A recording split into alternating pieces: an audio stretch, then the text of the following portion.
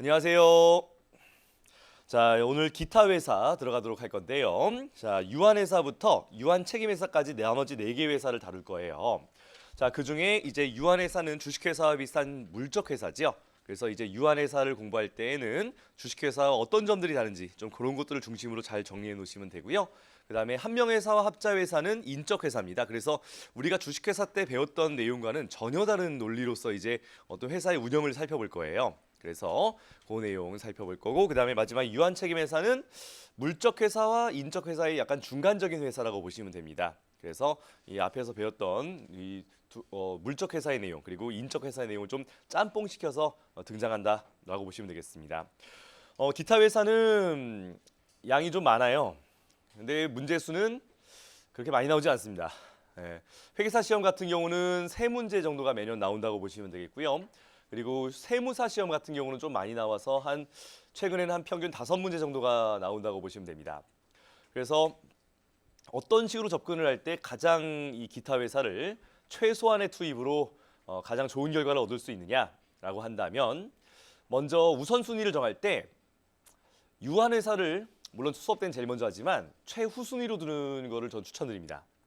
그래서 유한회사는 주식회사와 비슷하기 때문에 양이 좀 많지만 한 문제 정도 나오거든요, 보통. 그러다 보니까 조금 후순위로 두셔도 괜찮고, 정시간이 없다 그러면 이제 제가 수업 때 이제 별표를 치면서 강조드리는 부분 위주로 공부하셔도 괜찮고, 아니면 강의 노트 유한회사 맨 뒤에 주식회사와 비교한 표가 하나 있어요. 정 급하면 그거 하나 보고 들어가셔도 조금 웬만한 시험 범위는 커버된다라고 보셔도 됩니다.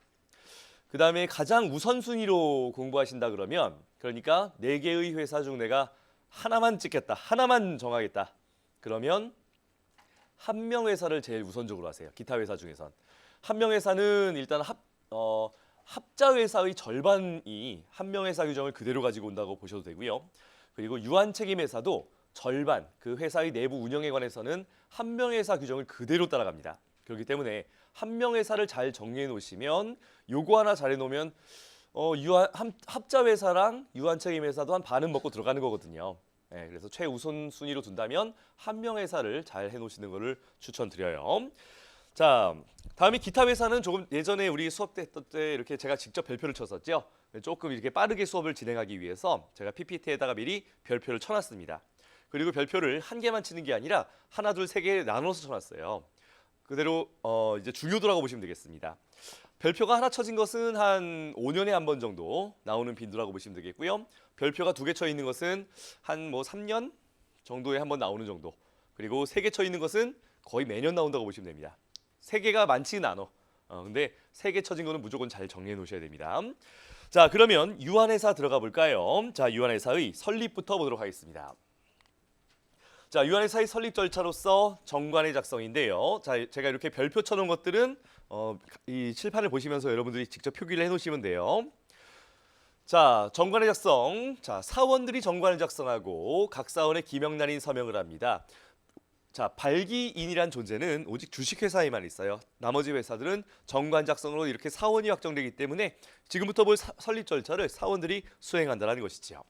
다음 공증인의 인증. 자, 유한회사도 자, 원시정관에 대한 공증인의 인증이 필요하다는 것이지요. 자, 그러면 292조를 그대로 준용하기 때문에요. 만약에 자본금 총액 10억 원 미만의, 이건 소규모 회사라고 부르진 않아요. 근데 소규모 유한회사의 경우라면 어떻게 될까요? 그렇죠. 공증인의 인증을 생략할 수 있다 이거예요. 292조를 그대로 준용하니까요. 아직 나온 적은 없는 주제예요. 이건 나온 적은 없는 주제야.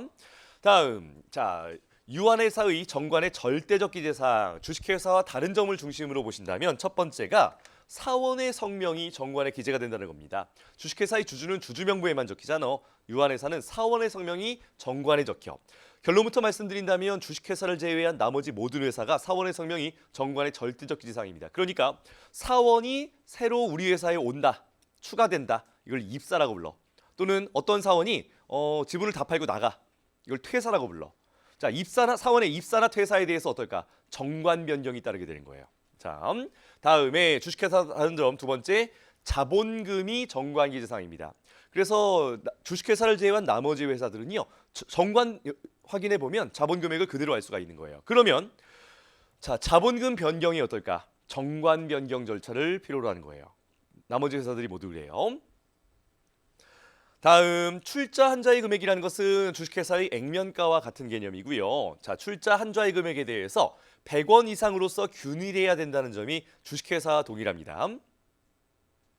그다음에 각 사원별로 출자자의 수가 이 사원은 몇 좌 출자했다. 좌라고 불러요. 좌. 주라고 부르지 않고 유한회사는 몇 주 이런 것처럼 몇 좌의 그 수가 정관에 기재가 되고요. 그다음에 본점 소재지 정관기재사항입니다. 이렇게 살펴봤고요. 자, 다음은 초대 이사 감사의 변태 설립사항 보겠습니다. 변태 설립사항. 자, 변태 설립사항 유한회사에 규정이 있습니다. 자, 다만 다른 점이 있다면 유한회사에는 발기인이 없기 때문에 발기인의 보수 또는 발기인의 특별이익이라는 변태 설립사항이 없다는 게 첫 번째 주식회사와의 차이점이고요. 두 번째, 변태 설립사항에 대한 법원 검사인의 조사 절차가 없어요. 현물 출자 재산인 수 설립 비용 변태 설립 사항을요. 그러니까 정관에만 기재를 하면 되고요. 법원 검사인의 조사를 받지 않아도 되는 것이지요. 그래서 이 변태 설립 사항에 문제가 생겼을 때 당연히 검사인의 책임은 당연히 없고요. 변태 설립 사항에 대해서 사원들이 책임을 지도록 합니다. 그 내용은 좀 이따 살펴볼게요. 다음에 사원의 수에 제한이 없다? 이건 무슨 말이냐면 2011년도 상법 개정 전에는 유한회사는 50인 이상의 사원을 둘 수가 없었어요. 50인 미만으로만 사원의 수가 제한됐었습니다. 근데 이 규정이 이제 삭제가 되어서 사원의 수를 50인이 아니라 100명, 200명 둬도 상관없어요. 다음 1인 설립이 허용이 되고요. 다음 최저 자본 금액도 예전에 유한회사 제한이 있었는데 이제는 설립 시에 자본금 100원으로도 설립이 가능합니다. 자, 그 정도 보시고요. 다음 기타 내용 이어서 초대 이사감사의 선임 보도록 하겠습니다. 자, 초대라는 말은 첫 번째라는 뜻이죠. 우리나라 초대 대통령 그러면 이승만이잖아. 그죠? 자, 유한회사의 설립 시 첫 번째 이사감사의 선임 방식입니다. 먼저 이사. 자, 초대 이사의 선임을요. 별도로 사원총회 결의를 거치지 않고 우리 회사의 초대 이사는 누구다라고 정관에 명시할 수도 있습니다. 다만 이러한 정관에 명시가 없다면 그렇죠. 원래 이사는 사원총회에서 뽑는 거거든요. 그러면 어쩔 수 없어요. 별도로 설립 전 사원총회를 열어서 이사를 선임하는 것이다 이거지요. 자, 창립총회란 개념이 없습니다. 그냥 다 사원총회예요. 다음 감사의 선임. 자, 유한회사의 감사는요. 정관에 감사를 두기로 한 경우에 이사와 같은 방법으로 선임한다고 되어 있습니다. 그러니까 정관에 우선 이 규정이 있어야 돼. 우리 회사는 감사를 둘 수 있다라는 정관 규정이 있고 그 다음에 그러면 초대 감사를 이사와 같은 방식으로 뽑으니까 우리 회사의 초대 감사는 누구로 한다는 정관 규정을 두거나 아니면 별도 사원총회를 열어서 선임한다는 것이겠죠. 그런 내용으로 보시면 되겠고요. 여기서 별표가 3번 쳐진 것은 사실 요거예요. 유한회사의 감사는 임의기관이라는 거. 자, 유한회사의 감사는 정관의 감사를 두기로 한 경우에 감사를 둘 수 있다고 되어 있습니다. 그러니까 감사가 임의기관이에요. 이와 비슷한 규정이 주식회사에는 소규모 주식회사에 있는데 조금 규정 자체는 다릅니다. 소규모 주식회사는요. 감사를 두지 않을 수 있다고 돼 있어. 그러니까 정관 규정이 필요 없어. 정관 규정 없이 소규모 주식회사는 그냥 감사 둘 수도 있고 안 둘 수도 있는 거야. 조금 규정은 다르지만 아무튼 감사가 임의기관이라는 거 거의 매년 나옵니다. 꼭 기억하시고요. 다음 양보로 3번 출자의 이행에 관한 내용 살펴보도록 하겠습니다. 자, 유한회사는요. 설립을 하면서 사원이 아닌 자가 투자를 하는 그러니까 주식회사와 비교를 해본다면 발기인이 아닌 자가 투자를 하는 모집 설립 같은 방식이 유한회사는 인정되지 않습니다. 그래서 이 사원들끼리 출자를 인수하고 설립을 하는 주식회사의 발기 설립과 비슷한 방식만을 허용하고 있고요. 다음에 자, 사원들의 출자 가액이 정관에 기재되다 보니까 자, 그 출자 가액이 정관의 작성으로 확정이 되죠. 그러니까 유한회사의 설립에서는 인수라는 것이 없어요. 유한회사의 설립에서는 별도로 인수를 하지 않습니다. 나중에 자본금 증가에서는 인수를 하지만 유한회사의 설립에서는 인수가 없어요. 다음 출자의 이행 방식. 자, 요게 좀 다른 것이요. 자, 주식회사의 설립에서는 발기인이 이 발기 설립 시건 모집 설립 시건 이 출자의 이행에 관한 부분을 맡도록 하고 있어요. 발기 설립이라면 발기인은 납입을 하여야 한다 이렇게 되어 있고 모집 설립이라면 발기인은 모집 주주에게 납입을 발기인이 시켜야 된다 이렇게 돼 있어. 자, 근데 유한회사는요. 이사가 납입을 시키도록 하도록 돼 있습니다. 이사가 납입을 시키게 돼 있어. 그래서 주식회사와 다른 점이 발생합니다. 이따 볼 건데요. 주식회사의 경우는 설립 시 자본 충실에 관하여 납입이 부실하더라도 이사가 책임을 지는 부분이 없었어요.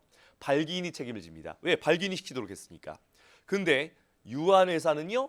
설립 시 납입이 부실했을 때 누가 책임질까? 이사가 책임을 지게 하고 있어요. 왜? 이사한테 시키라고 했는데 안 됐으니까 이사가 일정 부분 책임을 지게 하고 있습니다. 그 내용 좀 이따 보도록 하고요. 다음, 자, 출자의 목적. 예, 노무나 신용 출자는 허용하지 않는다는 것. 이거는 자, 무한 책임 사원에 한해서만 노무나 신용 출자라는 것이 허용이 돼요. 오늘 이따가 노무 출자가 뭐고 신용 출자가 뭐고 좀 더 자세히 배울 건데요. 무한 책임 사원이 없잖아, 유한회사는. 당연히 노무 출자 신용, 노무나 신용 출자가 허용되지 않고요. 다음에 출자의 부실이 있을 때, 자, 우리 주식회사의 설립에 있어서 자본 충실이 부실하다면 어떻게 돼? 자본 충실 책임을 발기인이 부담했었죠. 그죠? 유한회사는 사원들이 설립 절차를 수행하잖아. 그래서 발기인이 자본 충실 책임을 부담하듯이 사원들이 자본 충실 책임을 부담합니다. 그 내용 좀 이따가 정리해 볼게요. 그러니까 이사도 책임을 지고 사원들도 책임을 지는 걸 볼 수가 있어요. 이따가. 자, 그 다음에 어디로 가시느냐? 자, 하단의 각종 여러분들이 보시고요. 자, 한 페이지 넘어가서 설립 등기 보도록 하겠습니다.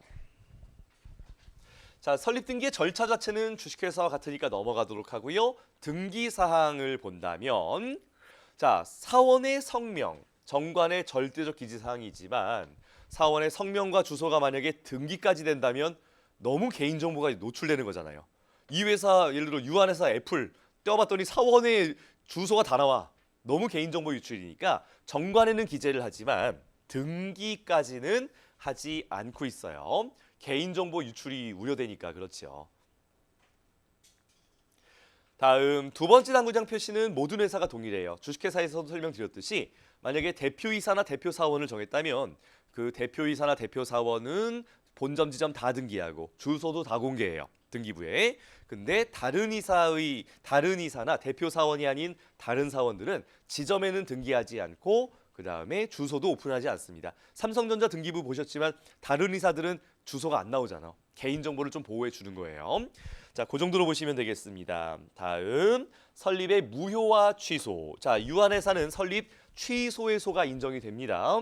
그리고 한명회사와 똑같아. 취소권자가 재소권자이고 그 다음에 그 취소권자라는 것은 민법 규정을 그대로 가지고 와요. 다음에 사회 설립 취소에서도 인정이 되고요. 다음에 제소 기간은 설립일로부터 2년 내 주식회사 같으니까 넘어가도록 하겠습니다. 자, 다음 설립에 관한 책임으로서 자본 충실 책임 보도록 하겠습니다. 먼저 첫 번째 재산가액 부족액에 대한 책임은요. 제목 옆에 써 있듯이 현물 출자나 재산 인수가 부풀려졌을 때에 따른 책임이고요. 자, 현물 출자나 재산 인수에 관한 가액을 정관에 기재를 할 때 누가 정했어? 사원들이 정한 거 아니에요. 정관 기재를 한 것이니까. 그래서 현물 출자 재산 인수에 대한 문제는 사원들, 설립 시에 사원들이 책임을 지도록 합니다. 자, 원조문 550조 한번 읽어보겠습니다. 544조 제1호와 2호의 재산 현물 출자와 재산 인수를 말하는 것이고요. 이 두 가지 재산의 회사 성립 당시의 실제 가격이 실가가 자, 정관에 정한 가격에 현저하게 부족하대요. 무슨 말이야? 그렇지, 부등호가 이렇게 됐다는 뜻이에요. 즉 정관에 실제 가격보다 더 높은 가격으로 부풀려 적었다는 것이죠. 누가? 사원들이. 자, 한두 명 사원만으로 적어? 아니요, 모든 사원이 동의를 해서 정한 것이지요. 그래서 모든 사원이 책임을 집니다. 자, 현저하게 부족한 때에는 회사 성립 당시의 모든 사원은 자, 사원이 바뀔 수도 있잖아. 나중에 들어온 사원은 아니야. 설립 당시에 이 가격을 정하는 데 동참한 사원은 그 부족액을 연대하여 지급할 책임이 있다고 한 거예요. 즉 1,000만 원짜리 땅을 3,000만 원으로 부풀려 놓았다면 그 차액 2,000만 원을 설립 당시에 모든 사원이 연대 책임으로 부담하는 것이다 이거죠. 자, 일종의 자본 충실 책임의 일환인데 이게 주식회사에는 없어요. 이런 형태의 책임이 주식회사에는 없어. 주식회사에는 없고 유한회사에만 있는 형태입니다. 다음 두 번째로서 자, 납입담보 책임의 일환으로 출자 미필액에 대한 책임이 있습니다. 이거는 주식회사에도 있는 형태의 책임이죠. 주식회사에도 설립 시에 납입담보 책임이 있었잖아. 그죠? 근데 책임의 주체가 달라요. 잘 보세요. 자, 551조입니다. 회사 성립 후, 자, 성립 후의 책임이죠. 봤더니 출자 금액의 납입 또는 현물 출자의 이행이 완료되지 아니하였음이 발견될 때, 납입이 부실함이 발견되었을 때, 그런데도 불구하고 설립 등기를 마친 것이지요. 허위 등기를 했다라고 생각하시면 됩니다. 그렇다면 회사, 자, 성립 당시의 사원, 이후의 사원은 책임이 없고요. 설립 시 사원, 그리고 잘 보세요. 이사와 감사가 책임을 집니다.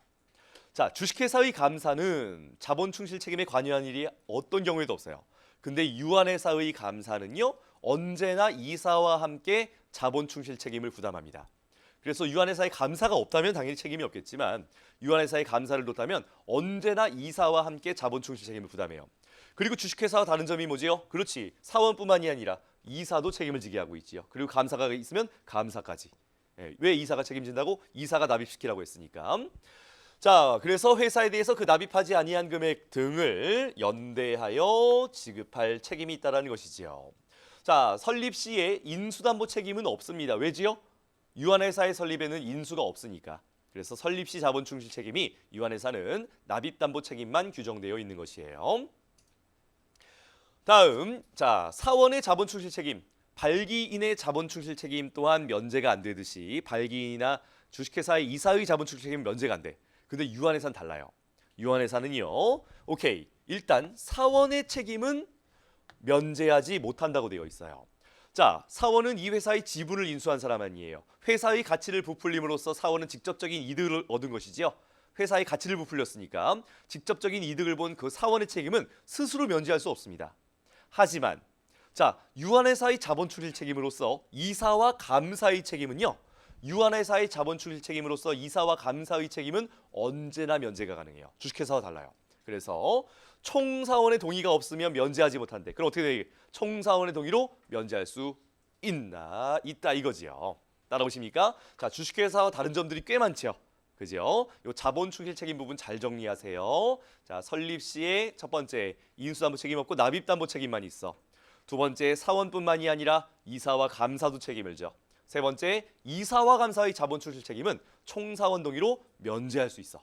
이런 점들이 주식회사와 다른 점들이에요. 자, 유한회사의 자본 충실 책임을 정리한 표가 하단에 나와 있는데요. 자체로 중요하니까 참고란 별표 치시고요.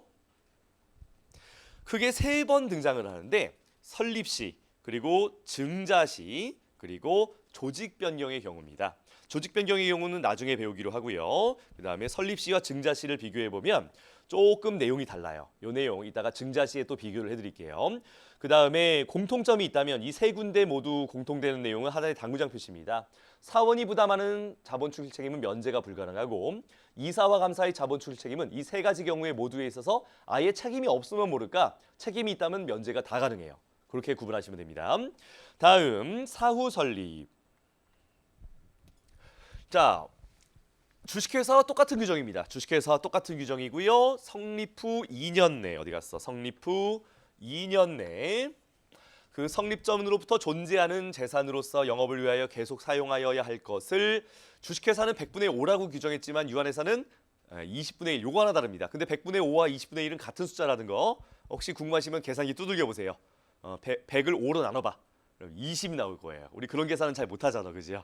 네, 자본금의 20분의 1 이상에 상당하는 대가로 취득하는 계약을 체결했을 때, 자, 전항의 규정이 준용된데 이게 사원총회 특별 결의를 말하는 것이거든요. 조그만 글씨로 써놨어요. 전항의 규정, 사원총회 특별 결의가 준용된다라고 보시면 되겠습니다.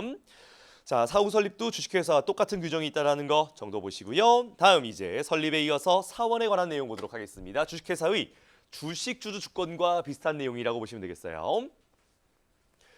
자, 첫 번째 사원의 권리와 의무라고 되어 있는데요. 유한회사의 사원권도 자의권과 공의권으로 나눠지고요. 다만 주식회사와 다른 점이 있다면 하단의 당구장 표시 동그라미. 주식회사는 위대한 주검사가 100분의 1 소수 주주권이었죠. 유한회사는 위대한 주검사가 전부 다 100분의 3 사원권입니다. 100분의 3 소수 사원권으로 되어 있어요.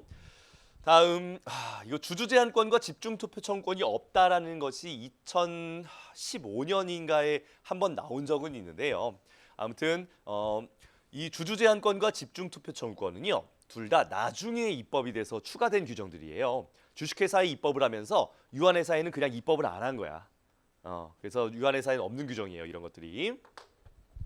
자, 다음은 사원의 의무. 자, 사원의 의무로서 첫 번째, 출자 납입 의무가 있고요. 이건 넘어가고요. 두 번째, 자본 충실 책임을 부담하는 경우가 있습니다. 주식회사의 주주와 다른 점이 있죠. 자, 그 정도 보시면 되겠습니다. 그래서 하단의 당장 표시, 유한회사 사원의 책임은 주식회사의 주주의 책임보다 좀 더 가중되어 있다는 표현이 옛날 선칸불이야 시대 때 한번 나온 적이 있는데 올바른 표현이에요. 왜냐하면은 자본 충실 책임을 부담하는 경우가 있으니까 주주와 달리. 다음에 유한회사 사원의 책임과 합자회사 유한책임 사원의 책임은 예전에 설명드렸듯이 전혀 형태가 다르다는 것이지요. 유한책임이라는 것만 비슷한 거야. 이 정도 보시면 되겠습니다. 다음은 사원 명부. 사원 명부는 그냥 주주 명부와 같다라고 보시면 됩니다. 주주 명부와 같다. 그래서 사원 명부의 비치 열람이 주주 명부와 똑같아요. 그 다음에 효력도 그냥 똑같다고 보시면 됩니다. 주주 명부와 같다고 보시면 돼요. 자, 이렇게 이 정도로 보시고요. 다음은 지분의 양도와 입질 보도록 하겠습니다. 자, 첫 번째 사원의 지분이란 무엇이냐라고 했을 때 주식회사의 주주와 주식과 같은 개념이라고 보시면 되겠죠. 자, 사원이 회사에 대해서 갖는 어떠한 법률상의 지위로서 주식회사와 마찬가지로 지분 복수주의가 적용이 됩니다. 다만 주식회사와 다른 점이 하나 있는데요. 주식회사의 주식은 그 양도에 사용되는 도구로서 주권이라는 유가증권을 발행할 수 있죠. 그런데 유한회사의 사원의 지분에 대해서는요. 어떠한 증권을 발행할 수 없도록 하고 있습니다. 그러니까 유한회사의 사원의 지분은요. 주식회사의 주식보다 양도가 어려운 거예요. 증권이 없다 보니까 그렇게 보시면 돼요. 자, 주식회사와 유한회사의 차이점을 한 단어로 표현해라. 혹시 누군가 그렇게 묻는다면 모든 교수님들이 유한회사는 주식회사와 달리 폐쇄성을 가진다라고 표현합니다. 즉 주식의 양도도 어렵고요. 설립 시에 모집 설립 같은 것도 허용하지 않고요. 그래요. 이따 증자시에도 마찬가지야. 증자시에도 유한회사는요. 굉장히 그 내부 운영을 폐쇄적으로 운영합니다. 그러니까 지분의 양도도 어렵게 만들어 놓은 거야. 양도할 일 없다 이거 아니냐. 양도하지 말라는 거죠. 그죠? 양도를 할 수 있지만 양도를 어렵게 만들어 놨어요. 다음에 지분의 공유, 주식회사의 주식 공유에 대한 규정을 그대로 준용합니다. 그러니까 수인이 유한회사의 지분을 공유했을 땐 권리 행사일자 1일을 정하는 것이고요.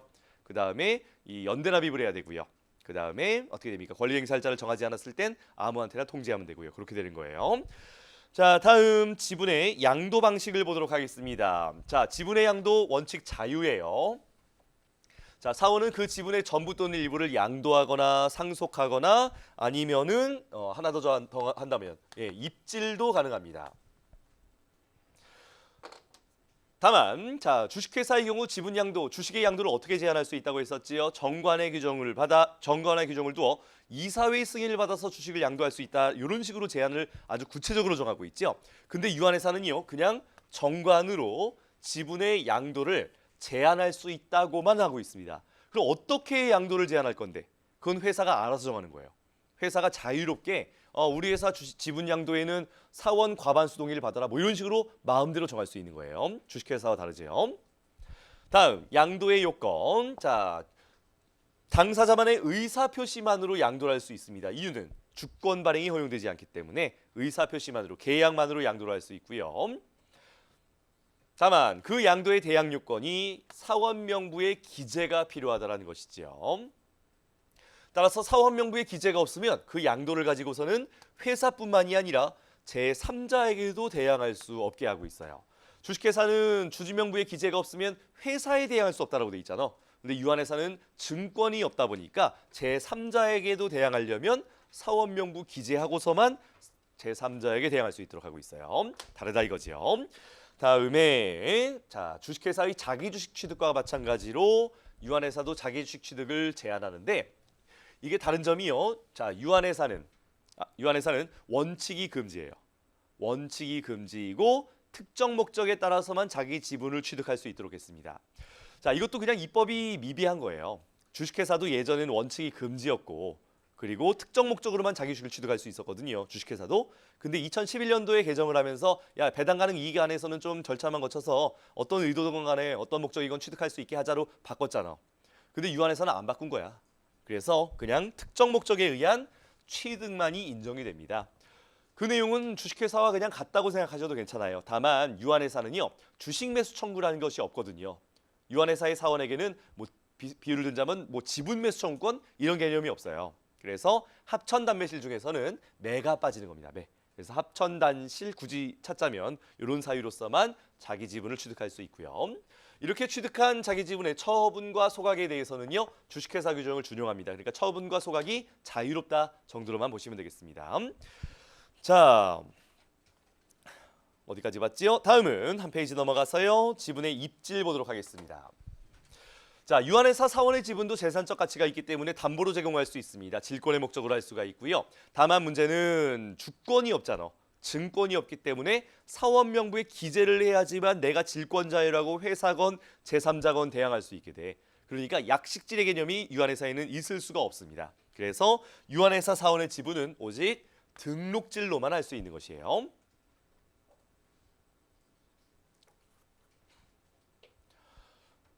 다음, 자, 이러한 사원 지분을 질권 목적으로 취득하는 것도 가능합니다. 이 부분은 주식회사랑 그냥 똑같이 규정되어 있습니다. 그래서 회사의 지분 총수, 발행 주식 총수라고 할 수는 없으니까, 주식이 없으니까 지분 총수의 20분의 1 이내에서만 자기 지분을 질취할 수 있고요. 다음, 자, 다만 특정 목적, 합천 단실이겠죠, 이때는. 예, 단도 빠지네. 합천실의 경우에는 특정 목적의 경우라면 20분의 1 초과하여 질취가 가능합니다. 제가 뭐 빨간색으로 밑줄 긋긴 긋는데 잘 안 나오는 주제들이에요. 유한회사는 제가 여러분이라면 별표 친 것들만 볼 것 같아요. 별표 친 것들만. 자, 다음은 이제 기관으로 넘어가도록 하겠습니다. 기관. 자, 유한회사의 기관으로서 첫 번째 사원총회고요. 주주총회와 좀 다른 점들 중심으로 보시면 됩니다. 자, 첫 번째 유한회사는요, 이사회란 개념이 없습니다. 이사가 50명이어도 이사회가 아니야. 각이사예요, 그냥. 자, 유한회사의 사원총회 소집은 이사회가 없어요. 그냥 각이사가 소집을 합니다. 두 번째로 이제 감사가 소집을 할 수 있는데요. 자, 감사의 소집 방법이 주식회사와 달라요. 자, 주식회사의 감사는 주주총회를 소집할 때, 자, 서면으로 소집을 청구하고 지체 없이 소집하지 않을 때 법원의 허가를 받아 직접 소집이었죠. 그런데 유한회사의 감사는요, 이사와 같은 방식으로 소집한대. 무슨 말이야? 그렇지요. 소집을 청구할 필요도 없어요. 그냥 감사가 있으면 그냥 바로 다이렉트로 사원총회를 소집할 수 있게 되는 것입니다. 다음 세 번째로 소수사원의 임시사원총회 소집 청구는요, 주식회사와 같습니다. 이건 넘어가고요. 법원의 명령은 주식회사와 내용이 비슷하긴 한데 마지막 부분이 달라져요. 자, 주식회사에서 법원의 명령으로 주주총회가 소집할 때에는 법원에서 대표이사에게 명령이 있었거든요. 근데 자, 유한회사에서 법원이 사원총회 소집을 명령할 땐, 자, 하대 당구장 표시를 보는 게 낫겠네요. 자, 소집 명령 시 감사에게 소집을 명령해 봐요. 근데 감사가 없을 수도 있잖아. 감사가 없으면 이사에게 소집을 명한다라고 되어 있습니다. 이게 주식회사와 달라요. 다음 소집 시기와 소집지에 대한 내용은 주식회사와 같으니까 이건 넘어가도록 할게요.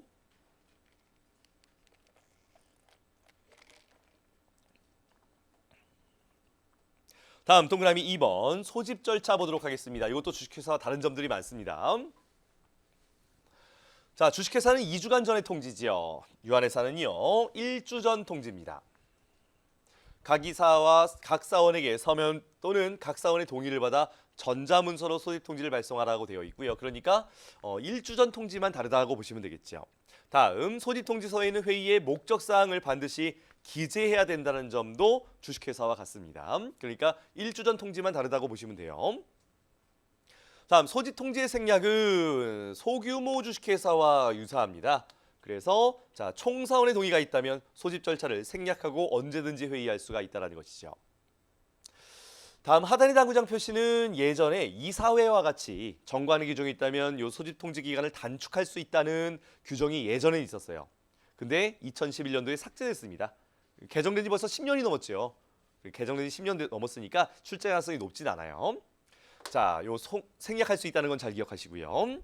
자, 따라서 사원총회의 소집은 주주총회와 비교를 해본다면 자, 유인물의 그림입니다. 회의를 정하고 그 회의의 1주간 전에 서면으로 다만 동의한 사원이 있다면 전자문서로 소집 통지를 발송할 수 있고요. 이때 자, 회의의 목적 사항 반드시 기재해야 되고요. 그다음에 중요 의안이 있다면 중요 의안의 요령도 기재해야 됩니다. 하지만 세 번째 주식 매수 청구권에 관한 사항은 기재할 일이 없죠. 왜냐하면 주식 매수 청구가 유한회사에는 없기 때문이에요. 자, 그 정도로 보시기 바랍니다.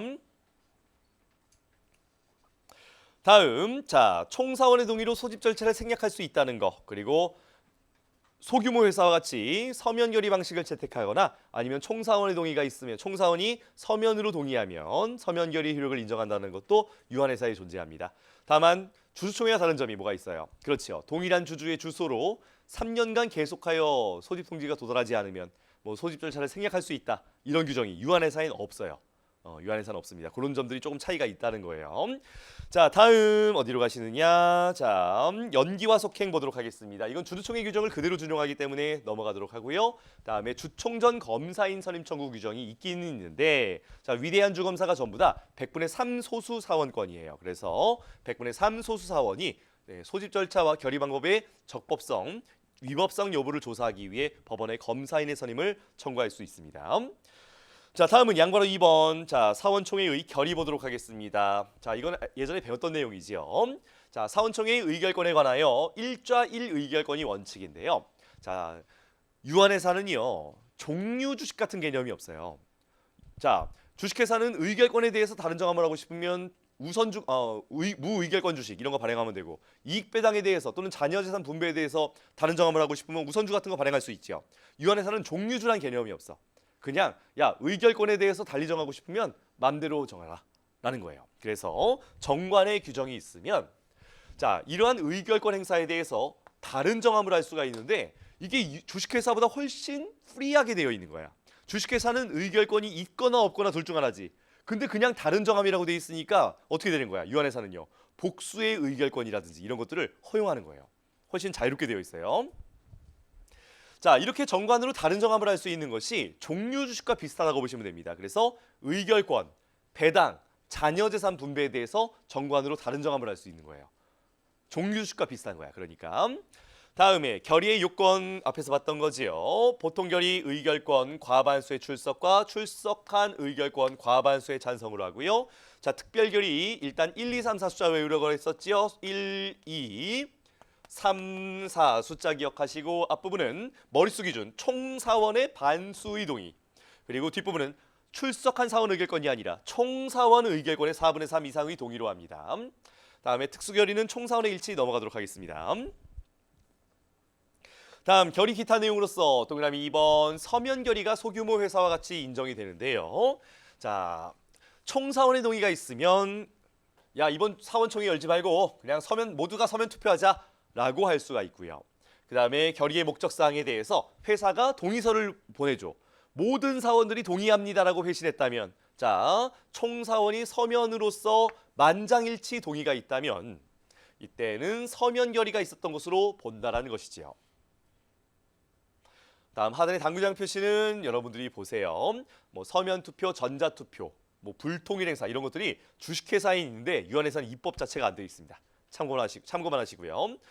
다음 의사록. 자, 의사록 사원총회 의사록에는 의장과 출석한 이사가 기명란에 서명한다. 주주총회와 똑같고요. 다음에 결의의 하자에 대해서는 주주총회 결의의 하자에 관련한 규정을 그대로 준용합니다. 이것도 넘어가겠습니다. 시험에 잘 안 나와 그러니까. 자, 다음은 이번엔 이사 보도록 하겠습니다. 자, 첫 번째, 자, 이사의 선임인데요. 초대 이사를 제외하고서 나중에 이사가 선임되는 것은 그냥 사원총회에서 선임합니다. 이거는 주식회사와 비슷하다고 보시면 되겠고요. 다만 차이점이 있는 것이요. 유한회사의 이사는요, 그 원수와 임기, 자격에 아무런 제한이 없습니다. 자, 유한회사의 이사 원수의 제한이 없다. 오케이. 한 명만 둬도 되고 두 명만 둬도 되고 10명 둬도 되고요. 이거는 헷갈리지 않아요. 근데 요거 임기 조심하세요. 결과적으로 말씀드린다면 회사 기관의 임기를 정한 것은요, 주식회사밖에 없어요. 주식회사만 기관의 임기가 정해져 있어. 나머지 회사들은 임기가 없습니다. 그래서 혹시라도 아는 사람이 뭐, 야, 나 어떤 회사 설립할까? 대부분 주식회사 하니까 나도 주식회사 할까 했을 때 저는 주식회사를 추천하지 않아요. 보통 이제 1인 회사로 설립을 할 거 아니야. 자기 혼자 창업을 한다 그러면은 유한 책임 회사가 오늘 이제 배우겠지만 유한 책임 회사가 제일 좋긴 해. 근데 잘 몰라. 유한 책임 회사가 그럼 뭔데 그게? 한 번도 본 적 없는데 잘 모르니까 저는 주변에 뭐 그런 문의가 들어오면 유한 회사를 많이 추천해요. 그냥 너 혼자 유한 회사 이사 겸 대표이사 맡아서 혼자 설립하라고 그렇게 얘기를 합니다. 주식회사의 경우는 소규모 주식회사 설립할 때 감사 없어도 되죠. 근데 감사가 없으면 또 복잡한 문제가 있어요, 사실은. 예, 주식회사의 경우는. 근데 유한회사는 나 혼자 이사 겸 대표이사 혼자 하고 감사 안 두고 그냥 그렇게 설립해도 돼. 그리고 임기가 없어. 이게 제일 좋은 거야. 주식회사를 내가 나 혼자 이사 겸 대표이사 하고 주식회사다. 그럼 3년마다 등기 변경해줘야 돼요. 적어도 3년마다. 임기가 최장 3년이니까. 근데 유한회사는요. 나 혼자 이사야. 그냥 그대로 가면 돼. 10년이고 20년이고 그냥 등기 변경할 필요가 없어. 훨씬 편하다 이거지요. 예, 임기 규정이 없어요. 다음에 집중 투표 뭐 이런 것들이 유한회사에는 없는데요. 뭐 이런 것들은 잘 안 나오니까 넘어가도록 할게요. 다음 자 종임 규정 이사의 사성파 주식회사와 똑같이 종임 사유로 규정되어 있고요. 다음에 회사의 해산도 당연 종임 사유입니다. 다음 사원총회의 해임 가능하고요. 다음에 임기 중 해임에 대한 손해배상 청구가 유한회사 이사에게는 인정이 돼요. 다음 소수사원의 해임 청구, 법원에 해임 청구하는 거 이것도 주식회사와 똑같습니다. 자 다음 이사의 직무와 권한 보도록 하겠습니다. 자 일반적으로 유한회사는요.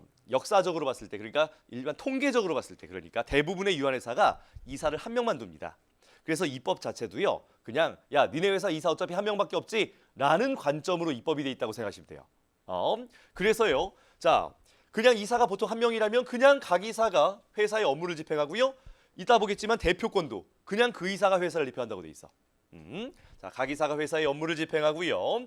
다만 이사가 여러 명이라면 회사의 중요한 의사결정, 업무 집행에 관한 중요한 의사결정은 이사회는 없지만 뭐 비슷한 거 하나 하고 가야 되지 않겠느냐는 거야. 자, 회사의 업무 집행에 대한 중요한 의사결정하면 뭐가 떠오르지요? 그렇죠. 주식회사의 중대지지. 이사회 결의가 꼭 필요한 사항 중대지지 기억하시죠? 그거랑 똑같은 규정이 마련되어 있는 거예요. 그래서 이사가 여러 명이라면 자 정관에 다른 정함이 없으면 중대지지입니다. 회사의 업무 집행, 지배인의 선해임, 지점의 설치 이전 폐지는 이사회가 없지만 그래도 이사끼리 의사결정을 해서 결정하라는 거예요. 혼자 하지 말고. 그래서 이사 과반수의 결의로서 정하도록 하는 것입니다. 이사회가 없지만 비슷한 규정을 마련한 거예요. 중대지지라고 보시면 돼요.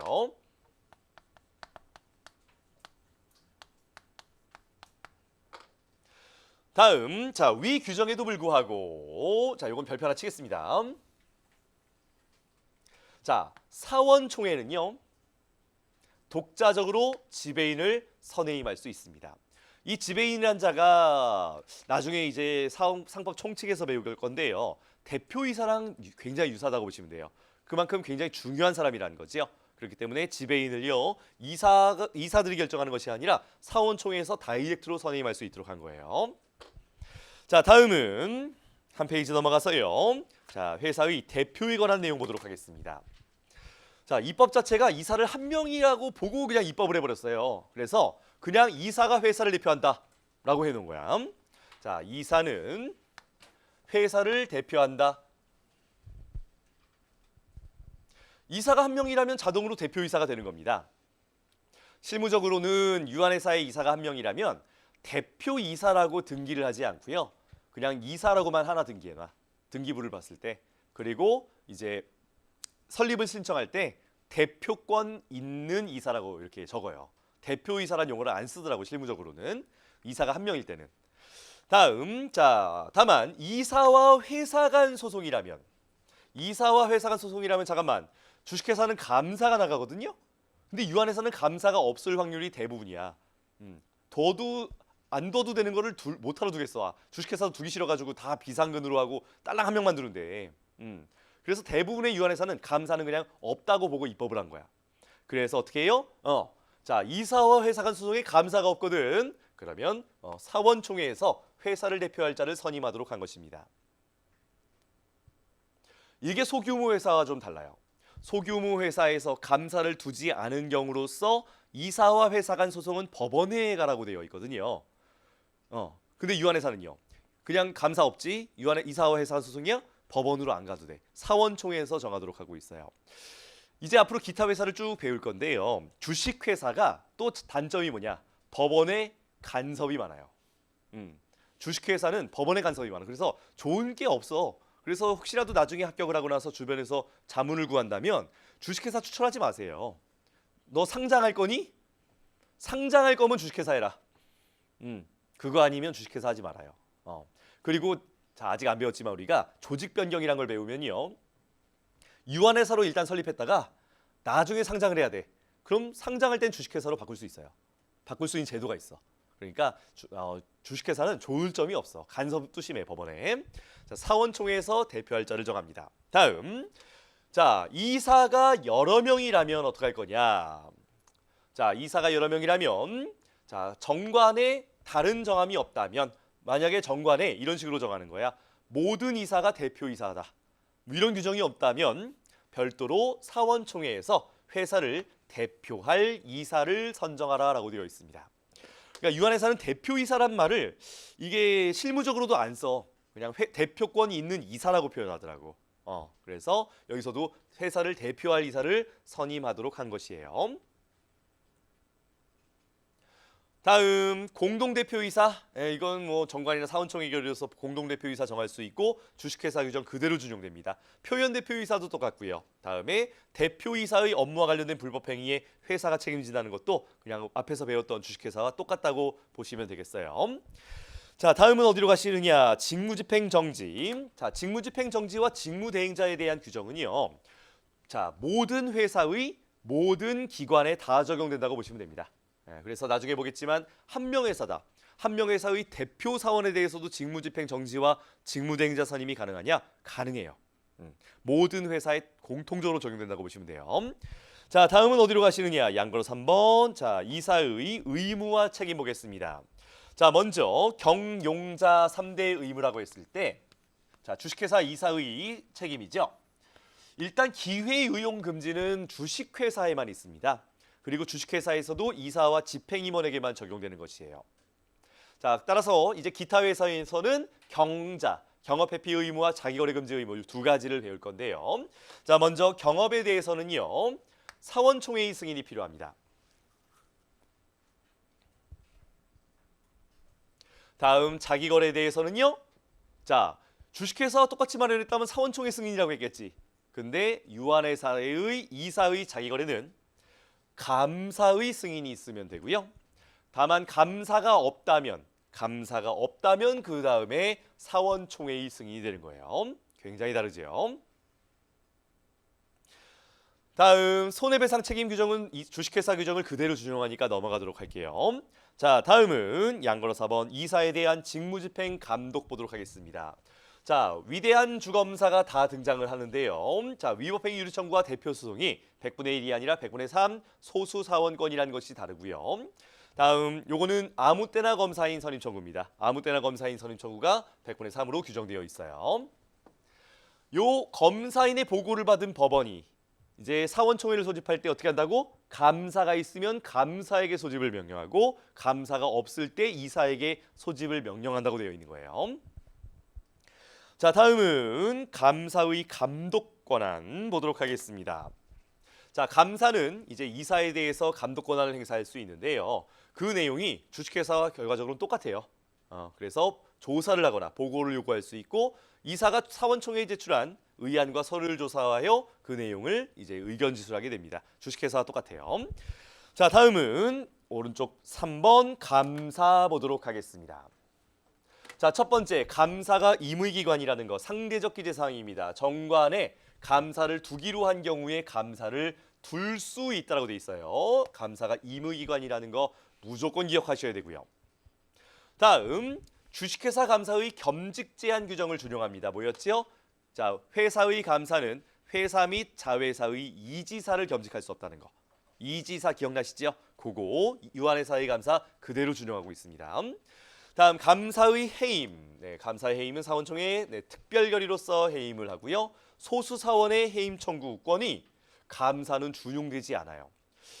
뭐 취지는 모르겠어요. 이게 입법의 미비인지 아니면 감사는 좀 귀하니까 원래 안 둬도 되는 걸 귀하게 모셔온 거니까 소수 사원이 해임 청구할 수 없도록 한 것인지 모르겠어. 아무튼 준용되지 않고 있어요. 해임 청구가 안 돼. 연필로 밑줄 긋겠습니다. 소수 사원의 해임 청구가 감사에게는 준용되지 않고 있다라는 거. 이유는 모르겠습니다. 다음 양거로 3번. 자, 권한, 책임, 의무 보겠습니다. 감사의 권한 내용은 주식회사 감사랑 거의 똑같아요. 그래서 회사의 업무와 재산 상태 조사하거나 보고 요구할 수 있다는 거. 그다음에 사원총회 소집 청구인데 이게 좀 다르지. 뭐야?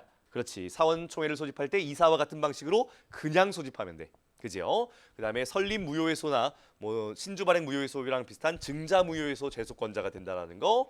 그다음에 이사와 회사 간 거래에서 감사가 있다면 감사의 승인을 받는다는 거. 자, 다음 감사의 책임과 의무. 요것도 어떻게 되느냐? 이제 주식회사와 같다라고 보시면 되겠고요. 다른 점이 있다면 자, 자본 충실 책임. 자본 충실 책임을 이사와 함께 부담한다라는 거.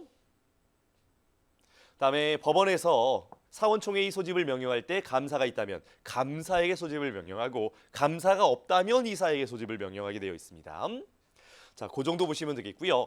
자, 결국에는 자, 요거는 어디다 좀 좋을까? 하단에 공란에다 좀 적으시면 좋겠습니다. 유한회사의 감사와 주식회사의 감사가 다른 점이 있다면 이렇게 정리할 수가 있어요. 자, 특히나 중요한 것이 요 위에 세 가지인데요. 임사자로 기억하세요. 임사자. 예. 자, 감사가 임의기관이라는 거. 그다음에 사원총회와 관련해서 감사는 자, 별도로 청구 후에 법원의 허가를 받아 소집하는 것이 아니라 다이렉트로 소집을 할 수 있어요. 그리고 법원에서 명령을 할 때 감사가 있다면 감사에게 명령을 한다는 것이지요. 다음 이사의 자기거래를요. 감사가 있다면 감사의 승인을 받으면 되는 것입니다. 이게 다르지요. 그다음에 이사와 언제나 함께 자본 충실 책임 부담한다는 거. 그래서 임사자로 기억하세요. 자는 하나로 묶어서 이렇게 할게요.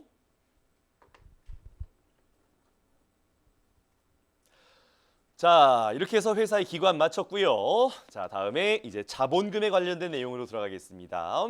다 적으셨나요? 네.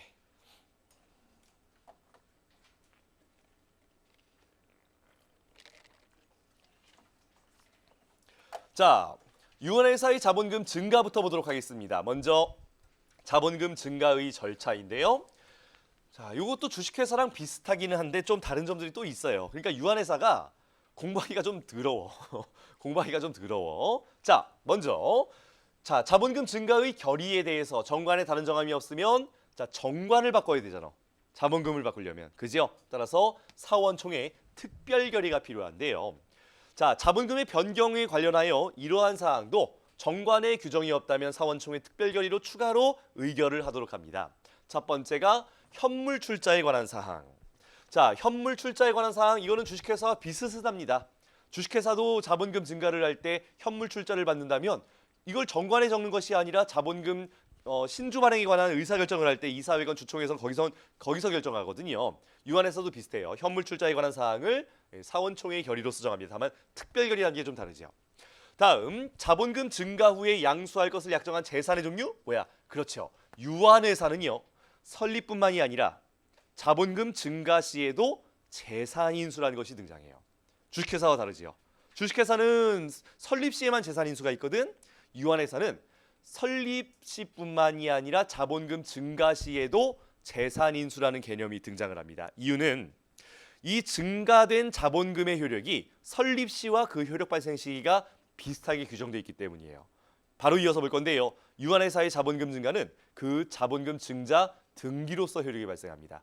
그래서 등기 시점을 기준으로 해서 이후에 자, 사전에 계약서 써놓고 등기 이후에 재산을 인수한다면 이걸 재산인수로 규제하는 것이에요.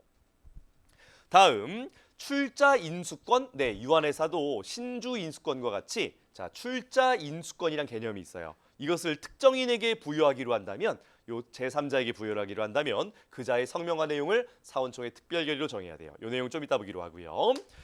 다음 자 사원의 출자 인수권에 관한 내용 보도록 하겠습니다. 자 신주 인수권과 비슷한 개념이에요. 따라서 원칙 기존 사원이 그가 가진 지분에 따라서 출자 인수권을 가지는 것이 원칙이다 이거지요. 다만 이러한 출자 인수권을 제3자에게 배정할 때 자 주식회사의 경우는 어떻게 됐었지요? 제3자에게 신주 인수권을 부여할 때 그렇지요. 형식적 요건으로 정관 규정 그리고 실질적 요건으로 경영상 목적이었지요. 유한회사 어떻게 다른지 봅시다. 자 유한회사의 출자 인수권을 제3자에게 부여할 때 정관의 규정이 있어도 되고요. 정관의 규정이 없다면 그냥 사원총회 특별결의 하나 받아도 됩니다. 뭐랑 비슷해? 전환사채 인수권 제3자 배정이랑 비슷한 거야. 전환사채 인수권 제3자 배정도 정관의 규정이 없어도 돼. 주주총회 특별결의로서 제3자 배정이 가능했었거든. 근데 또 다른 점이 뭐냐면 경영상 목적이 필요 없습니다. 그러니까 신주 제3자 배정이 가장 요건이 까다롭고요. 그 다음이 전환사채 인수권 제3자 배정이 그 다음으로 까다롭고요.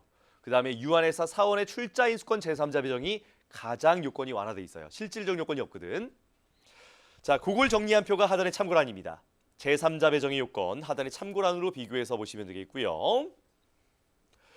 다음 주식회사에 없는 개념이 또 하나 나오는 게 주식회사는요. 추상적 신주인수권을 제3자에게 부여하는 뭐 그런 게 없잖아. 구체적 신주인수권을 제3자에게 배정했었지. 근데 유한회사는요. 야 언제가 될지 모르겠지만 나중에 우리 회사가 증자를 할 때 너한테 출자인수권 주기로 약속할게.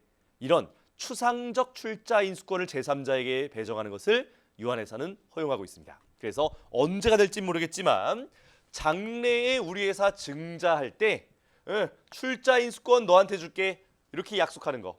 이것도 제3자 출자인수권 배정이죠. 이거는 무조건 사원총회 특별결의로 정한 거예요. 요게 요 위에 칸에 있는 동그라미 3번의 내용입니다. 요게 요 위에 칸에 있는 동그라미 3번의 내용이에요. 자 다음은 자 증자 시에는 이제 인수라는 계약을 하게 돼요. 인수 여기서 증자 시에는 인수라는 계약을 합니다. 자 근데 유한회사는 아무래도 회사의 규모가 주식회사보다 작다고 가정하고 입법한 것 같아.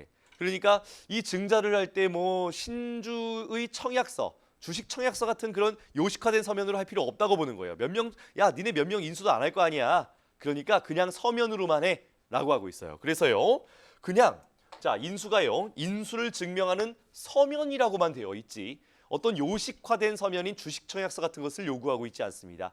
야 니네 증자하는데 뭐 몇 명이나 청약한다고 그냥 서면으로만 해. 형식 상관없어 라고 하고 있는 거예요. 다음 자 유한회사는요 광고 기타의 방법에 의해서 자 증자를 할 때 공모를 금지하고 있습니다. 폐쇄적인 거야. 그러니까 반대로 말하면 사모만 할 수 있어. 특정 그룹을 정하고 그 제한된 폐쇄된 그룹 안에서만 투자를 받을 수 있도록 하는 거야. 공모가 안 돼. 다음 출자의 이행 방식 이거는 이제 주식회사와 같습니다. 이건 넘어가도록 할게요. 회사의 동의가 없이는 상계할 수 없다. 반대로 말하면 동의가 있으면 상계할 수 있다는 규정도 주식회사 규정 그대로 준용하고 있어요. 자 다음은 자 자본금 증가의 변경 등기 보도록 하겠습니다. 등기 절차 자체는 그렇죠. 2주간 내 자본금 등기는 본점에만 한다 그랬잖아. 주식회사와 똑같아. 근데 효력 발생이 달라. 주식회사의 자본금 증가 등기는 자 신주의 납입기일 다음 날 신주의 효력이 완전히 발생하고 그 다음에 그날로부터 2주간 내에 그냥 등기를 하는데 그 등기가 대항 요건으로서의 등기일 뿐이에요. 우리 회사 자본금이 이만큼입니다라고 제3자에게 선의의 제3자에게 대항하기 위한 요건으로서의 등기일 뿐이죠. 그러나 유한회사의 자본금 증가 변경 등기는요 효력 발생 요건입니다. 설립 등기와 비슷하다 이거죠. 따라서 증자의 효력은 등기로서 발생하게 된다는 것이에요. 대항 요건으로서의 등기가 아닙니다. 따라서 모든 사원으로서의 권리는 언제 발생한다? 등기로서 발생한다는 거야. 그런데 예외가 하나 있습니다. 사원의 모든 권리는 등기 이후에 가지게 되는데 딱 하나, 이익 배당에 대한 권리만큼은 이건 돈이잖아. 돈과 관련된 권리만큼은 주식회사와 맞춰놓은 거예요. 납입기일로부터 발생한다라고 한 거지요. 자, 유인물의 그림 보시겠습니다. 자, 출자 인수인의 지위와 배당 청구권입니다. 자, A란자가 출자를 인수하고요. 납입기일까지 출자 이행을 모두 완료했습니다. 그럼 어떻게 되는 거예요? 자, 출자 이행을 완료한 날로부터 2주간 내에 등기를 하거든요. 그러니까 이 날로부터 2주간 내에 자본금 증가 등기가 이때 이루어져. 그러면 모든 A가 가지고 있는 모든 사원권은 이날 이후부터 행사할 수 있는 거예요. 다만 딱 하나, 배당에 대한 권리. 자, 요 2주 사이에 어떤 일이 있었냐면 사원총회가 열리고요. 사원총회에서 배당을 하기로 결정한 거야. 그러면 이 A란 사람은요. 증자 등기 하기 전에 결의했지만 배당 청구할 수 있어요? 있어요. 왜? 납입기로부터 배당에 대한 권리를 가지게 되니까 이 이후부터는 배당액을 청구할 수 있게 돼. 그래서 이 A란 자는 배당 청구할 수 있습니다. A의 권리가 있다라는 거예요. 자, 그 정도로 보시고요. 자, 다음 위법한 증자에 대해서는 신주발행 무효의소를 준용합니다. 넘어가도록 하겠습니다. 다음 오른쪽 양거로 2번 자본금 증가와 관련된 책임 보도록 하겠습니다. 자, 손해배상 책임은 너무나 당연한 것이고요. 여기서는요 자본 충실 책임 위주로 볼게요. 자, 먼저 자 유한회사의 자본금 증가에는 현물 출자와 재산 인수가 있어. 그래서 설립 시와 마찬가지로 현물 출자와 재산 인수가 부풀려졌을 때 책임을 지는데. 자, 설립 시에는 현물 출자와 재산 인수를 모든 사원의 동의하에 정관에 그 가액을 적죠. 그러니까 이것이 부풀려졌다면 설립 당시에 모든 사원이 책임을 집니다. 근데 신주 발행 시에는 어떻게 했었어? 현물 출자와 재산 인수를 사원총회 특별 결의로서 한다고 했었지요. 이 사원총회 특별 결의는 요건이 까다롭긴 하지만 만장일치는 아니거든요. 그럼 어떻게 할까? 그렇지. 반대한 사원은 책임이 없어요. 동의한 사원만 책임을 지는 겁니다. 그래서 자, 재산가액 부족액 현물 출자와 자, 증자 시에 재산 인수가 있어요. 재산 인수가 부풀려졌다면 자, 증자 당시의 실가가 자본금 증가 결의에서 정한 가격에 부족하다면 부등호가 이렇게 된 거죠. 부풀려진 거지요. 부풀려진 거지요. 자, 이렇게 됐을 때 이때는 자 결의라는 게 사원총회 특별결의이기 때문에 반대한 사원이 있을 수 있어요. 그럼 어떻게 되는 거야? 반대한 사원은 책임 없는 거야. 그래서 결의에 동의한 사원이 그 부족액을 연대하여 지급하도록 하는 것입니다. 그리고 사원의 이러한 자본 출실 책임은 면제할 수가 없지요. 똑같아요. 사원의 책임은 총사원의 동의로도 면제할 수 없습니다. 자, 이사와 감사는요. 재산가액 부족액에 대한 책임은 이사 감사가 관여하는 것이 없어. 사원총회 결의로서만 정하는 것이니까. 따라서 이사와 감사는 재산가액 부족에 대해서는 책임이 없습니다. 하지만 인수와 납입에 생긴 문제는요. 인수와 납입은 이제 설립 이후에 누가 담당을 해? 이사가 담당을 하거든요. 그래서 인수와 납입에 관련된 문제는 증자에 있어서는 누가? 이사가 책임을 지고요. 만약 감사가 있다면 언제나 이사와 도매급이거든요. 감사도 함께 책임을 지도록 하는 것이에요. 자, 그래서 자, 출자 미필액 즉 자본 충실 책임으로서 인수담보 책임과 납입담보 책임이 둘 다 있습니다. 자, 주식회사의 신주 발행에는 납입담보 책임이란 개념이 없죠. 당연실권이기 때문에. 근데 유한회사는 당연실권이 없거든. 납입담보 책임이 증자 등기 이후에 발생할 수 있는 거야. 그래서 자본금 증가 후 무슨 말이야? 증자 등기 후. 증자 등기 후에 봤더니 인수가 없었어? 공동인수. 자, 그런데 누가? 이사와 감사가 공동으로 인수합니다. 이사와 감사가 있다면 언제나 이사와 함께 자본 충실 책임을 부담해요. 다음 납입담보 책임 자본금 증자 후 증가 등기 후 자본금 증가 등기 후에 봤더니 납입이 안 된 부분이 있어. 당연실권이 안 돼요. 당연실권이 안 돼. 그래서 어떻게 해요? 자, 그 미필된 부분을 이사와 감사가 연대 납입을 하도록 하는 겁니다. 다만 이러한 이사와 감사의 자본 충실 책임은 언제나 유한회사는 똑같아요. 총사원의 동의로 면제가 가능하다는 것이죠. 주식회사와 다릅니다. 자, 다음 주식회사의 경우는 신주 발행에 있어서 재산 인수란 개념이 없어요. 주식회사는. 근데 유한회사는요. 신주 발행이래. 증자의 경우에도 재산 인수란 개념이 있고 따라서 이 재산 인수에 대한 규제를 회피하기 위해 그 계약 시기를 뒤로 미루는 것을 막기 위해서 사후 증자란 개념을 도입한 겁니다. 설립 시의 재산 인수에 대한 규제를 회피하는 걸 막기 위해 사후 설립 개념을 도입했듯이 유한회사는 증자 시의 재산 인수에 대한 규제 회피를 막기 위해 사후 증자라는 개념을 도입한 거야. 내용은 똑같습니다. 다만 설립 등기가 아니라 증자 등기 후 2년이다 이거죠. 자, 자본금 증가 등기 후 2년 내에 자본금의 20분의 1 이상에 상당하는 재산을 취득하는 경우라면 이 계약에 대해서 사원총회 특별결의에 의한 승인을 받도록 한다는 것이죠. 자, 사후 설립과 똑같은 내용입니다. 자, 다음은 자본금의 감소 보도록 하겠습니다. 이건 넘어가고요. 사후 설립, 사후 증자 이렇게 비교하시면 돼요. 내용이 똑같은 거야. 다음 자본금의 감소 보도록 하겠습니다. 자본금의 감소, 자본금이 정관기재 사항이니 사원총회에 특별결의 거쳐야 되고요. 다음에 채권자 보호 절차, 유한회사에 그대로 준용이 됩니다. 가끔가다 물어보시는 것이 선생님, 주식회사를 제외한 나머지 회사는 사채를 발행할 수 없는데 어떻게 채권자가 있을 수 있습니까? 어떻게 채권자 보호 절차를 거칠 수가 있습니까? 채권자가 없는데. 아니지. 내가 실제로 가끔 듣는 질문이야.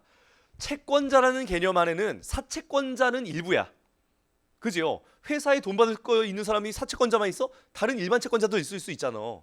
그죠? 그러니까 유한회사에 사채권자는 없겠지만 그냥 다른 채권자는 당연히 있는 거예요. 그런 채권자들을 위한 채권자 보호 절차가 필요하다라는 것이에요. 다음 결손 보전 목적 감자의 채권자 보호 절차 생략할 수 있다는 거 주식회사 규정 그대로 준용하고요. 다음에 단주의 처리 감자 무효에서 주식회사 규정 그대로 준용합니다. 주식회사 규정 그대로 준용하니까 잘 안 나와. 주식회사 규정 똑같은데도 못하러 뭐 유한회사 한 문제밖에 못 내. 그럼 여러분이 교수님이라면 주식회사랑 똑같은 거 내야지 이러겠어? 주식회사랑 다른 걸 내야겠다. 아니면 주식회사랑 헷갈리는 걸 내야겠다. 이러겠지. 그죠? 자, 그렇게 해서 자본금에 관한 내용 살펴봤고요. 다음 유한회사의 회계에 관한 내용 살펴보도록 하겠습니다. 자, 유한회사의 회계. 첫 번째 재무제표 작성자 이사가 작성한다 넘어가고요. 다음에 재무제표의 제출, 감사에 대한 제출과 감사보고서의 회신. 요 절차가 주식회사보다 좀 더 단축되어 있습니다. 주식회사는 주총 6주간 전에 제출하고 받은 날로부터 4주간 내에 감사보고서가 돌아와야 되죠. 유한회사는 4주간 전에 제출을 하고 그 다음에 받은 날로부터 3주간 내에 감사보고서를 제출하도록 합니다. 그 다음에 회일에 1주간 전에 본점에 재무제표를 비치하는데 이건 제가 볼 때 무조건 입법미비야. 지점 비치 규정이 없어요. 유한회사는 본점에 5년간 비치한다 그러고 아무리 뒤져봐도 지점 3년간 비치 규정이 없어. 아무튼 지점 비치 규정이 제가 볼 때는 무조건 입법미비인데 없어요. 입법이 안 돼 있어. 잘 신경 안 써. 기타 회사는요 개정도 안 돼. 기타 회사는 개정도 없어요. 신경을 안 써. 왜냐하면 우리나라에 설립되는 회사의 지금 현재 통계는 모르겠는데 2, 3년 전 통계가 96점 몇 %가 주식회사거든요. 그러니까 100개 중 97개가 주식회사야. 유한회사가 나머지겠지. 한명회사 본 적 있다 나는. 거의 본 적이 없어 나는 한명회사. 합자회사?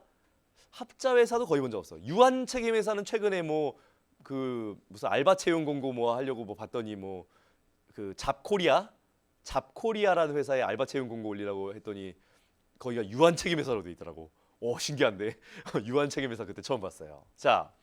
대부분 주식회사라고 기타 회사는 신경도 안 써. 개정도 안 돼. 자, 아무튼 그래요. 다음에 이러한 절차에 있어서 만약에 감사가 없다면 어떻게? 그냥 생략하는 거예요. 이 절차 그냥 4주, 3주 절차 생략하고 감사가 없으면 그냥 사원총회에 제출하고 승인 받는 겁니다. 그래서 감사가 없는 경우에는 바로 사원총회에 제출해서 승인 받으라고 돼 있어요. 다음. 이러한 재무제표를 사원총회에서 승인하고 나서 비치하는 거는 있어. 본점 비치 규정은 있어. 근데 공고 규정이 없습니다. 대차주표 공고 규정이 유한회사엔 없어요. 가끔가다 신문 보다가 혹시라도 유한회사의 공고를 봤다. 그거는 상법에서 안 시켰는데도 그냥 지네 회사가 공고한 거야. 상법에는 공고 안 해도 된다고 돼 있어요. 자, 그 정도 보시고요. 다음. 기타 계산에 관한 사항. 이거를 다 설명드릴 수는 없고요. 조금 특이한 것을 본다면 첫 번째 어디 갔어? 무상증자. 무상증자 어디 갔어? 무상증자라는 개념이 유한회사는 없어요. 준비금이란 개념은 있어. 유한회사에도 준비금은 있어. 근데 무상증자라는 개념이 없어. 유한회사는요. 요건 너무나 당연하죠. 주식이 없는데 어떻게 주식 배당해? 요건 당연하고 현물 배당도 주식회사에 최근에 도입됐거든요. 유한회사는 그냥 입법이 안 돼 있어. 현물 배당이. 자, 그 정도 보시고요. 요것도 한번 나온 적은 있어요. 2015년인가 나온 적은 있는데 가볍게 보세요. 이익공유금지도 주식회사에 최근에 도입됐어. 유한회사는 그냥 입법이 안 된 거야. 어떤 이유가 있는 게 아니야. 그냥 입법이 안 돼 있어. 이익공유금지 규정 같은 거 없어요. 자, 그 정도 보시고요. 결국에는 어떻게 됩니까? 유한회사의 준비금이라는 것은 있는데 이 준비금을 가지고서요. 무상증자도 할 수 없고요. 다음에 감액 규정도 없어요. 감액 규정도 없다 보니까 결국 결손 보전밖에는 준비금을 쓸 데가 없습니다. 주식회사와 다르지요. 그 정도로 보시면 되겠습니다. 다음 중간 배당은 가능합니다. 중간 배당은 가능해. 유한회사도. 이거는 오래된 주식회사에 예전부터 있던 규정이어서 유한회사 입법할 때도 그냥 도입한 거였어. 자, 그 정도 보시고요. 다음 주식회사와 유한회사 비교한 표 있죠? 요 표를 기준으로 잘 정리해 놓으시고요. 아니면 본문을 가지고서 정리하신다면 제가 별표 친 것들 있죠. 별표 친 것들 위주로 잘 해놓으세요. 대부분 거기서 나올 거고 5개 지문 중에 4개 몰라도 정답 지문은 그 중에 하나일 겁니다. 그래서 여러분 시험에서 득점하는데 무리가 없으실 거예요. 자, 이렇게 해서 유한회사를 모두 마쳤고요. 10분 쉬고 사원의 안 보고 있나? 이거 사채 발행 불가하다는 거 이거 중요하지. 사채 발행 안 된다는 거 이거 안 봤네. 큰일 날 뻔했네. 그냥 마칠 뻔했네. 자, 사채 발행 안 된다는 거 그 정도 보시고요. 다음에 이익 배당에 대해서 뭐 우선주 같은 게 없다고 종류주식 개념이 없어서 정관으로 이익 배당에 대한 다른 정함을 마음대로 할 수 있습니다. 다음에 회계장부 열람권 주식회사 규정 그대로 준용하고요. 아무 때나 검사인 청구권도 주식회사 규정을 준용하고 있어요. 자, 유한회사 이렇게 해서 내용을 모두 살펴봤고요. 10분 쉬고 한명회사 들어가도록 하겠습니다.